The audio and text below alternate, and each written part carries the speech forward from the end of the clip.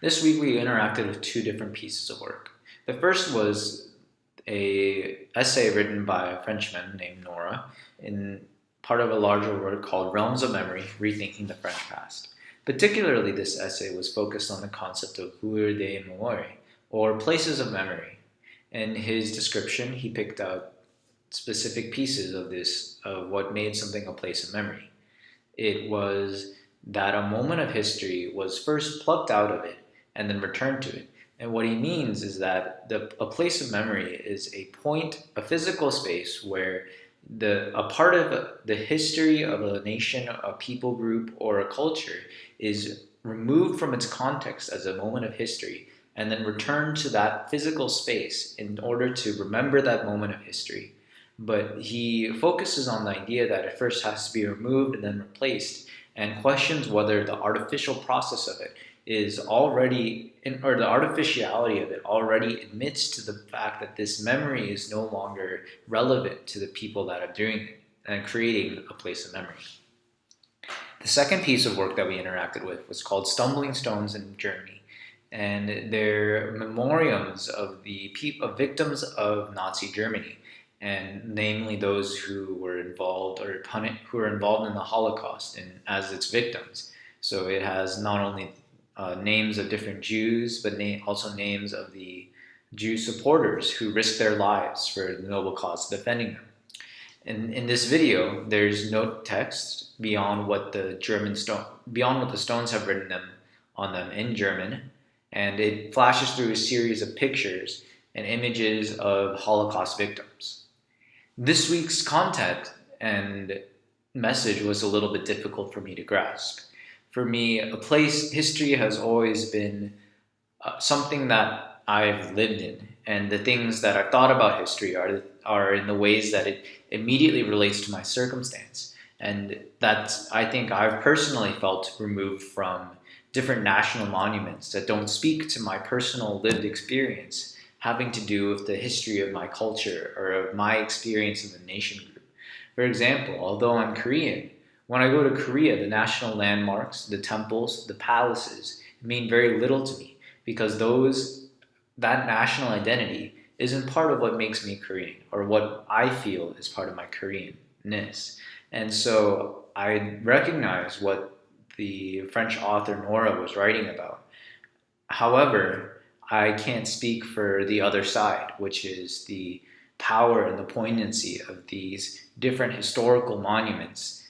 Though I recognize intellectually that it is extremely powerful to have physical spaces that represent moments in history, and how that's powerful for a nation and for a people to center their understanding of history around those, and to remember not just in their minds but also in a physical space. It's simply that in my personal experience, I have difficulty in connecting to that. In Canada, which is where I'm currently doing my internship, one of the places recommended to me by a coworker was the Canada exhibit at the Royal Ontario Museum. And the Canada exhibit, after going, was an interesting experience. It was largely focused on the the colony of Canada, how it started, the beaver trade, the rugged countryside. Much more of it was about the Shield, which is where about 10% of the population of Ontario resides now. Then was about the actual, the rest, where the 90% of Ontario lives, which is southern, western, and eastern Ontario. And you get the sense that in the Royal Ontario Museum, from their exhibition, their idea of Canadian history and of Canadian roots are in this culture, this Canadian countryside culture of ruggedness, of individuality, of hunting, and of really being close to nature. However, my coworkers are all foreign-born relative to Canada. One of them is from India, the other one is Guyanese, and one of them is actually from America. And so after talking to them about this exhibit, none of them found that this experience of the countryside Canada, the the wilderness was relevant to what it means to them in their Canadian identity and what their Canadian history looks like. However, because it's part of what their nation has marked out as a significant historical space, a significant historical monument to value and to uphold the history of the wilderness of Canada and of Canadians as a wilderness people. Because of that commitment by the government and by the nation as a whole, this is still what they consider to be a significant, though not necessarily a relevant, historical monument.